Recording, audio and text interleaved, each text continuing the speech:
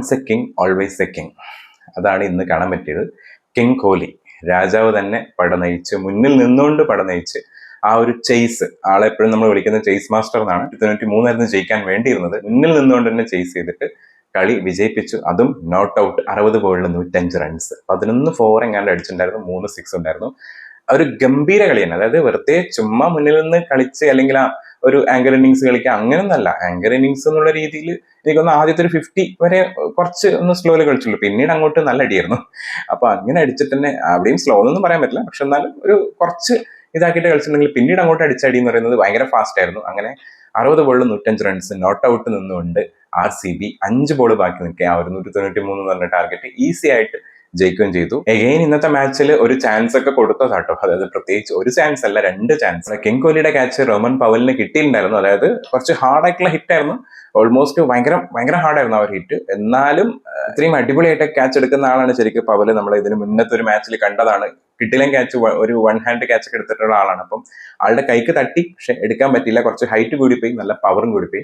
പക്ഷെ എന്നാലും ആ ഒരു ക്യാച്ച് എടുത്തിരുന്നെങ്കിൽ ഇന്നത്തെ കളിയുടെ റിസൾട്ട് വേറെ ആയേനെ. കാരണം ആ സമയത്ത് എനിക്ക് തോന്നുന്നു കോഹ്ലി അത്രേ ഉണ്ടായിരുന്നുള്ളൂ, ഒരു 20-30 റൺസ് ആവുന്നേ ഉള്ളൂ, 20 കഴിഞ്ഞിട്ടുണ്ടായിരുന്നുള്ളൂ. ക്യാച്ചസ് വിൻ ദ മാച്ചസ് എന്നുള്ള സംഭവം ഇന്നും കാണാൻ വേണ്ടി പറ്റി. കാരണം ആ ഒരു ക്യാച്ച് എടുത്തിരുന്നെങ്കിൽ ചിലപ്പോൾ ഇന്ന് KKRന് വിൻ ചെയ്യാൻ പറ്റുമായിരുന്നു. എഗെയിൻ രണ്ടാമത്തെ ഒരു ഓപ്പർച്യൂണിറ്റി കിട്ടിയത് നമ്മുടെ ദേവദത്ത് പടിക്കലിന്റെ ഒരു ക്യാച്ച് വൈഭവ് അറോറയ്ക്ക് കിട്ടിയിട്ടുണ്ടായിരുന്നു, അതും മിസ്സായി. വൈഭവ് അറോറയ്ക്ക് കിട്ടിയത് കുറച്ചും കൂടി ഈസി ക്യാച്ച് ആണെന്ന് വേണമെങ്കിൽ പറയാം കേട്ടോ.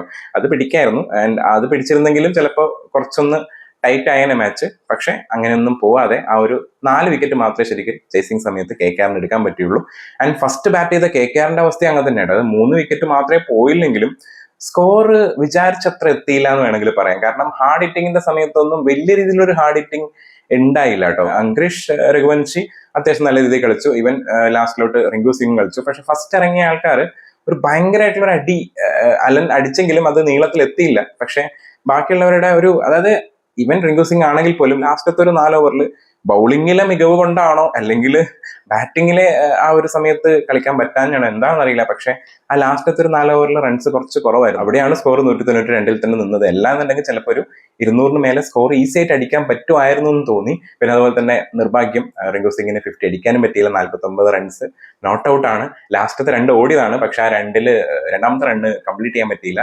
നമ്മുടെ രഘുവൻഷിയുടെ ഔട്ടായി. ആ ഒരു ഔട്ടും വേണ്ടാത്തതായിരുന്നു കേട്ടോ. ശരിക്കും റിങ്കു സിംഗ് ലാസ്റ്റ് ബോൾ അടിക്കുമല്ലോ, അപ്പൊ അടിയുന്ന സമയത്ത് ഇപ്പൊ കൊണ്ടാലും കൊണ്ടില്ലെങ്കിൽ എന്തായാലും വേഗം തന്നെ ഓടി എത്തണമായിരുന്നു. ഫസ്റ്റ് രഘുവൻഷിയുടെ സ്റ്റാർട്ടിങ് കുറച്ചൊന്ന് ട്രബിൾ ആയി. അതുകൊണ്ടാണ് ശരിക്കും എല്ലാന്നുണ്ടെങ്കിൽ ചിലപ്പോൾ 2 റണ്ണ് കംപ്ലീറ്റ് ചെയ്യാൻ പറ്റുമായിരുന്നു. എന്തായാലും ആൾക്കൊരു 50 നഷ്ടമായി എന്ന് വേണമെങ്കിൽ പറയാം. കഴിഞ്ഞ 3-4 മാച്ചസിൽ കളിച്ചൊരു KKR ഉണ്ടല്ലോ, കണ്ടിന്യൂസ് വിൻ ചെയ്ത് വന്നൊരു KKR, ആ KKRന്റെ ഒരു എനർജി ഇച്ചിരി കുറവ് പോലെ ഇന്നത്തെ മാച്ചിൽ ഫീൽ ചെയ്തിട്ടുണ്ടായിരുന്നു. അത് ഫീൽഡിങ്ങിലാണെങ്കിലും അതുപോലെ തന്നെ ബാറ്റിങ്ങിലാണെങ്കിലും ഒന്നും കൂടി ഒന്ന് വെടിക്കെട്ടാക്കാമായിരുന്നു എന്ന് തോന്നി. ഇപ്പോഴത്തെ ഭുവിയൊക്കെ ഉണ്ട്, ഹേസൽവുഡ്, നല്ല നല്ല ബോളേഴ്സാണ് ഉള്ളത്. പക്ഷെ എന്നാലും അവരെയൊക്കെ ഒന്ന് റെസ്പെക്ട് ചെയ്തുകൊണ്ട് ബാക്കിയവരൊക്കെ അടിക്കായിരുന്നു എന്ന് തോന്നി. RCBയുടെ ആ ഒരു വിന്നോട് കൂടി അവർ 1ാമത്തെ സ്ഥാനത്തോട്ട് എത്തിയിരിക്കുകയാണ് പോയിന്റ് ടേബിളിൽ. അതും നല്ല നെറ്റ് റൺ റേറ്റോട് കൂടി. ഏകദേശം അൺബീറ്റൻ എന്ന് പറയാൻ പറ്റില്ല, പക്ഷെ അൺബീറ്റൻ പോലെയാണ് കളിക്കുന്നത്. നല്ലൊരു ശക്തിയുള്ള ടീം തന്നെയാണ്. ബാറ്റിങ്ങിലാണെങ്കിലും ബോളിങ്ങിലാണെങ്കിലും വലിയ റൺസ് ഒക്കെ ചേസ് ചെയ്ത് ജയിക്കാനും പറ്റുന്നുണ്ട്. അതുപോലെ തന്നെ ചില സമയത്ത് ബൗളിങ്ങിലൂടെ പഠിക്കാനും പറ്റുന്നുണ്ട്. ആ ഒരു ഡോമിനൻസ് ഗംഭീരമായിട്ട് RCB കൊണ്ടുപോകുന്നുണ്ട്. അപ്പൊ ഇന്നത്തെ മാച്ചിലോട്ട് വരണമെന്നുണ്ടെങ്കിൽ ആദ്യം ബാറ്റ് ചെയ്ത KKRൽ ഫിന്നലൻ എന്ന് അടിച്ചു തുടങ്ങിയായിരുന്നു. നല്ലൊരു വെടിക്കെട്ടിനുള്ളൊരു തിരികൊടുക്കലും പൊട്ടിക്കലൊക്കെ സ്റ്റാർട്ട് ചെയ്തായിരുന്നു. പക്ഷെ അത് അധികം അങ്ങോട്ട് ഇന്നിങ്സിന് ഒരു നീളം ഉണ്ടായില്ല എന്ന് വേണം പറയാം. 8 ബോളിൽ 18 റൺസാണ് ആളെടുത്തത്. 3 4ഉം 1 6 അടിച്ചിട്ടുണ്ടായിരുന്നു. ശരിക്കും അത് ഒന്നും കൂടി ഒന്ന് ആവേശത്തിലോട്ട് പോണായിരുന്നു. കഴിഞ്ഞ മാച്ചിൽ ലാസ്റ്റ് ബോളിൽ സെഞ്ചുറി അടിച്ച ആളാണ് ഫിന്നലൻ.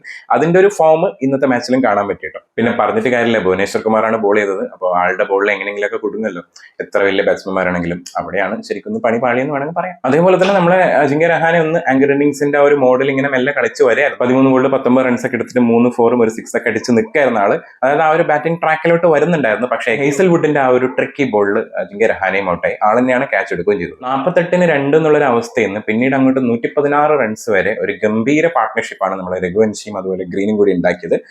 ആ സമയത്ത് അത്യാവശ്യം നല്ല രീതിയിൽ തന്നെ സ്കോർ പോകുന്നുണ്ടായിരുന്നു. പക്ഷെ ഒരു റൺ റേറ്റിന് ഒരു കുതിച്ച ചാട്ടം ഇച്ചിരി കുറവായിരുന്നു എന്ന് ഫീൽ ചെയ്തിട്ടുണ്ടായിരുന്നു കേട്ടോ. അങ്ങനെ ടീമിന്റെ ടോട്ടൽ 116 എത്തുമ്പോഴേക്ക് ക്യാമറൺ ഗ്രീൻ ഔട്ടാവാണ്. 24 ബോളിൽ 32 റൺസാണ് എടുത്തത്. 3 4ഉം 1 6. ഞാനിപ്പോ പറഞ്ഞ ഔട്ടായ 3 പേരും 3 4ഉം 1 6 ആണ് അടിച്ചിട്ടുള്ളത്. അതിലൊരു ഭയങ്കര ഒരു കോമൺ ഫാക്ടറില്ലേ. പിന്നെ അങ്ങോട്ട് നമ്മൾ റിങ്കു സിംഗ് വന്ന് 116 192 വരെ, അതായത് അവസാനത്തെ ബോളിലാണ് ശരിക്ക് നമ്മുടെ രഘുവൻഷി റൺഔട്ട് ആവുന്നത്. പക്ഷെ അതുവരെ ആ ഒരു കിടിലൻ പാർട്ട്ണർഷിപ്പ് അവരും കൊണ്ടുപോയി. പക്ഷെ ഫിനിഷിങ്ങിൽ മാത്രം കുറച്ചൊന്ന് പാളിപ്പോയി KKR. അതുകൊണ്ടാണ് ആ ഒരു സ്കോർ 200 കടക്കാഞ്ഞത്. ചിലപ്പോൾ ഒന്ന് റിസ്ക് എടുത്ത് അടിച്ച് കളിച്ചിരുന്നെങ്കിൽ ചിലപ്പോൾ വിക്കറ്റൊക്കെ പോകുമായിരുന്നു. പക്ഷെ എന്നാലും ഇനി വരാനുള്ള ബാറ്റ്സ്മാൻമാരൊക്കെ ഗംഭീര ബാറ്റ്സ്മാൻമാരാണ്. ചിലപ്പോൾ അവരൊക്കെ അടിച്ചൊന്ന് സ്കോർ അങ്ങോട്ട് എത്തിച്ചേനെ. പ്രത്യേകിച്ച് പവല്, മനീഷ് പാണ്ഡെ, സുനിൽ നരേനൊക്കെ അവിടെ ഇങ്ങനെ കാത്തിട്ട് നിൽക്കുകയാണ്. അവരൊക്കെ വന്നിട്ടുണ്ടെങ്കിൽ എന്തായാലും ഒരു അറ്റ്ലീസ്റ്റ് ഒരു 1-2 6 എന്തായാലും അവരെ ഭാഗത്തുനിന്നുണ്ടാവും. അപ്പൊ ആ ഒരു സ്ഥലത്ത് കുറച്ചൊന്ന് റിസ്ക് എടുക്കാതെ കളിച്ചൊരു ഫീൽ എനിക്ക് തോന്നി. നല്ലൊരു നോക്കായിരുന്നു റിങ്കു സിംഗിന്റെയും അതുപോലെ രഘുവൻഷിയുടെയും. 46 ബോളിൽ 71 റൺസാണ് എടുത്തത്. 7 4-ഉം 3 6-ഉമാണ് രഘുവൻഷി അടിച്ചിട്ടുണ്ടെങ്കിൽ റിങ്കു സിംഗ് 29 ബോളിൽ 49 റൺസാണ് എടുത്തത്. 3 4-ഉം 2 6 അടിച്ചിട്ടുണ്ടായിരുന്നു. RCBയുടെ ബൗളിംഗിൽ 12 എക്കണോമി, അത് 10 മേലെ എക്കണോമിയിൽ ബോൾ ചെയ്ത് ഒരാൾ മാത്രമേ ഉണ്ടായിരുന്നുള്ളൂ, ജേക്കബ് ഡഫി ആയിരുന്നു. 4 ഓവറിൽ 48 റൺസ് എടുത്തിട്ട് വിക്കറ്റ് ഒന്നും കിട്ടിയിട്ടുണ്ടായിരുന്നില്ല. 4 ഓവറിൽ 39 റൺസ് എടുത്തിട്ട് വിക്കറ്റ് ഒന്നും എടുക്കാണ്ട് ഇന്ന് കൃണാൽ പാണ്ഡ്യയും കുറച്ചൊന്ന് എക്സ്പെൻസീവ് ആയിരുന്നു. നമ്മുടെ റസിക് സലാം 4 ഓവറിൽ 35 റൺസ് എടുത്തിട്ട് ഒരു വിക്കറ്റ് എടുത്തപ്പോൾ ഹേസൽവുഡും അതേപോലെ തന്നെ 4 ഓവറിൽ 35 റൺസ് എടുത്തിട്ട് ഒരു വിക്കറ്റ് എടുത്തിട്ടുണ്ടായിരുന്നു. കഴിഞ്ഞ കുറെ മാച്ചസിൽ സ്റ്റാർ ബോളർ ആയിട്ടുള്ള നമ്മളെ ഭുവനേശ്വർ കുമാർ അല്ലെങ്കിൽ ഭുവി 4 ഓവറിൽ 34 റൺസ് എടുത്തിട്ട് ഒരു വിക്കറ്റ് എടുത്തിട്ടുണ്ടായിരുന്നുള്ളൂ. ഇന്ന് വിക്കറ്റ് എടുക്കാൻ കുറച്ചൊന്ന് ബുദ്ധിമുട്ടിട്ടുണ്ടായിരുന്നു. എനിക്ക് തോന്നുന്നു KKR അധികം റിസ്ക് എടുക്കാത്തതുകൊണ്ടായിരിക്കാം ചിലപ്പോൾ വിക്കറ്റ് ഒന്നും പോവാണ്ടിരുന്നത്. 193 എന്ന് പറഞ്ഞൊരു ടാർഗറ്റിലോട്ട് നമ്മുടെ കിങ് കോഹ്ലിയും അതുപോലെ ജേക്കബ് ബത്തലുമാണ് ഫസ്റ്റ് ബാറ്റ് ചെയ്യാൻ ഇറങ്ങിയത്. ബത്തൽ എനിക്ക് തോന്നിയേക്കണമെന്ന് വെച്ചാൽ കുറെ മാച്ചസ് ആയിട്ട് ആള് ഫിൽ സോൾട്ടിനെ വെച്ച് നോക്കുന്ന സമയത്ത് ബത്തൽ അത്രയൊക്കെ ഉണ്ടോ എന്ന് എനിക്ക് അറിയില്ല കേട്ടോ. എനിക്ക് അത്ര വലിയൊരു ഇംപ്രസീവ് ആയിട്ടുള്ളൊരു മാച്ച് ഇതുവരെ ആള് കളിച്ചിട്ടില്ല ഈ ഒരു IPL സീസണിൽ. പക്ഷെ ഇന്നൊന്ന് തുടങ്ങി വെച്ചിട്ടുണ്ടായിരുന്നു. ടീമിന്റെ ടോട്ടൽ 37 ആയപ്പോഴാണ് ശരിക്കും ജേക്കബ് ബത്തൽ ഔട്ട് ആവുന്നത്. 12 ബോളിൽ 15 റൺസാണ് എടുത്തത്. 2 4-ഉം 1 6 അടിച്ചിട്ടുണ്ട്. 37 റൺസ് നിന്ന് 129 റൺസ് വരെ ഒരു ഗംഭീര പാർട്ട്ണർഷിപ്പ് നമ്മുടെ കിങ് കോഹ്ലിയും ദേവദത്ത് പടിക്കലും. അവർ നല്ലൊരു കോംബോ ആട്ടോ. കുറെ മാച്ചസിൽ ഞാൻ കാണുന്നുണ്ട് ഇപ്പൊ അടുത്തായിട്ട്. അവരുടെ ഒരു പാർട്ട്ണർഷിപ്പ് എപ്പോഴും ഉണ്ടാവാറുണ്ട്. ഇന്നും അത് കാണാൻ വേണ്ടി പറ്റി. അതും ദേവദത്ത് പടിക്കൽ ഇന്ന് ഇമ്പാക്ട് പ്ലെയർ ആയിട്ടാണ് ഇറങ്ങിയത്. 27 ബോളിൽ 39 റൺസാണ് ആളെടുത്തത്. 7 4-കളാണ് അടിച്ചത്. 6 ഒന്നും അടിച്ചില്ലെങ്കിലും ആ 7 4-ഉം കിടിലം ഷോട്ടുകളായിരുന്നു കേട്ടോ. പിന്നീട് ഇറങ്ങിയ നമ്മൾ രജത് പാട്ടിദാർ ഒന്ന് അടിച്ച് തുടങ്ങിയെങ്കിലും അധികം നേരം നിൽക്കാൻ പറ്റില്ല. ഒരു 6 അടിച്ച് കഴിയുമ്പോഴേക്കും ആളുടെ വിക്കറ്റ് പോയിട്ടുണ്ടായിരുന്നു. കളി ഏകദേശം ജയിക്കാനായ ഒരു സ്റ്റേജിലാണ് നമ്മുടെ വെടിക്കെട്ട് ബാറ്റ്സ്മാൻ ടിം ഡേവിഡ് ഇറങ്ങിയത്. പക്ഷെ ടിം ഡേവിഡിന് അടിക്കാൻ പറ്റിയില്ല. ഒരു ഷോട്ട് നല്ല ഓഫിലോട്ട് അടിപൊളിയായിട്ട് അടിച്ചിട്ടുണ്ടായിരുന്നു. പക്ഷെ അതൊരു അൺഎക്സ്പെക്ടഡ് ആയിട്ടുള്ള ഒരു കിടിലൻ ക്യാച്ച് എടുത്തു നമ്മൾ മനീഷ് പാണ്ഡെ.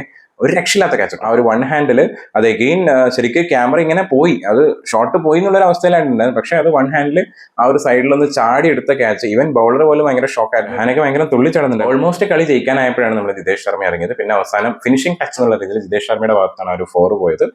അങ്ങനെ കിങ് കോഹ്ലി ഇന്നത്തെ മാച്ചിൽ നോട്ട് ഔട്ട് ആയിട്ട്, അതായത് ചേസ് മാസ്റ്റർ നോട്ട് ഔട്ട് ആയിട്ട് കളി ജയിപ്പിച്ചു എന്ന് വേണമെങ്കിൽ പറയാം. ഇന്ന് സെഞ്ചുറി അടിച്ച സമയത്ത് അധികം സെലിബ്രേഷൻ ഒന്നും ഉണ്ടായിരുന്നില്ല കേട്ടോ. ആള് ഒരു നോർമലായിട്ട് ജസ്റ്റ് കാണിക്കുന്നുണ്ടായിരുന്നുള്ളൂ. ആൻഡ് അത് കഴിഞ്ഞ് ജയിക്കുന്ന സമയത്താണെങ്കിലും ഭയങ്കരമായിട്ടുള്ളൊരു ആരവൊന്നും ഉണ്ടായിരുന്നില്ല. എന്തുണ്ടായിരിക്കും അത്? നിങ്ങൾക്ക് എന്താ തോന്നുന്നത്? എനിക്കത് മനസ്സിലായില്ല കേട്ടോ. കാരണം അങ്ങനെയല്ലല്ലോ, മാച്ചസിലൊക്കെ കുറച്ചും കൂടി ഒരു ഇത് കാണിക്കാറില്ലേ. ഇന്ന് അങ്ങനെ അധികം കാണിച്ചിട്ടുണ്ടായിരുന്നില്ല കേട്ടോ. നമ്മുടെ കിങ് കോഹ്ലി 60 ബോളിലാണ് 105 റൺ എടുത്തത്. 11 4-ഉം 3 6-ആണ് അടിച്ചിട്ടുണ്ടായിരുന്നത്. നമ്മുടെ KKRന്റെ ബൗളേഴ്സിൽ ഓൾമോസ്റ്റ് എല്ലാവരും 10 മേലെ എക്സ്പെൻസീവ് ആയിരുന്നു. പ്രത്യേകിച്ച് നമ്മുടെ വൈഭവ് അറോറ, കാമറൂൺ ഗ്രീൻ, അതുപോലെ അനിൽ റോയ്, ഇവരൊക്കെ ഒരു 10 മേലുള്ള എക്കണോമിയിൽ റൺസ് കൊടുത്തിട്ടുണ്ടായിരുന്നു. പക്ഷേ ഇവർക്ക് 3 പേർക്കും വിക്കറ്റ് ഒന്നും കിട്ടിയിട്ടുണ്ടായിരുന്നില്ല. സൗരഭ് ഡൂബെ അത്യാവശ്യം നല്ല രീതിയിലാണ് ബോൾ ചെയ്തത്. 10-ൽ താഴെയായിരുന്ന ആളുടെ എക്കണോമി. ഇന്നത്തെ ശരിക്കും KKRന്റെ ബൗളിംഗിലെ സൂപ്പർ സ്റ്റാറുകൾ നമ്മുടെ സുനിൽ നരേനും അതുപോലെ കാർത്തിക് ത്യാഗിയായിരുന്നു. കാരണം രണ്ടുപേരും അത്യാവശ്യം എക്കണോമി പിടിച്ചോണ്ട് തന്നെ, റൺസ് അധികം കൊടുക്കാണ്ട് തന്നെയായിരുന്നു വിക്കറ്റുകൾ എടുത്തത്. സുനിൽ നരേൻ 4 ഓവറിൽ 31 റൺസ് എടുത്ത് 1 വിക്കറ്റ് എടുത്ത സമയത്ത് കാർത്തിക് ത്യാഗി 4 ഓവറിൽ 32 റൺസ് എടുത്ത് 3 വിക്കറ്റ് എടുത്തിട്ടുണ്ടായിരുന്നു. അങ്ങനെ ഈ സീസണിലെ എഗെയിൻ ഒരു മാച്ച് ജയിച്ചുകൊണ്ട് RCB ഒന്നാമതെത്തിയിരിക്കുകയാണ് പോയിന്റ് ടേബിളിൽ. ഈ സാലയും കപ്പ് നമ്മുടെ തന്നെയാണോ എന്നുള്ളത് കണ്ടുതന്നെ അറിയണം. കഴിഞ്ഞ തവണത്തെ അതേ ശക്തിയിൽ തന്നെയാണ് ഇത്തവണയും മുന്നോട്ട് പോകുന്നത്. 1-ാം സ്ഥാനം പിടിച്ചോണ്ട് തന്നെ. അപ്പ് ആൻഡ് ഡൗൺസ് ഒക്കെ ഉണ്ട്. പക്ഷെ എന്നാലും അവർ എങ്ങനെയെങ്കിലും ജയിച്ച് ആ ഒരു നെറ്റ് റൺ റേറ്റ് ഒക്കെ ഗംഭീരാക്കിക്കൊണ്ടാണ് എപ്പോഴും 1-ാം സ്ഥാനം പിടിക്കുന്നത്.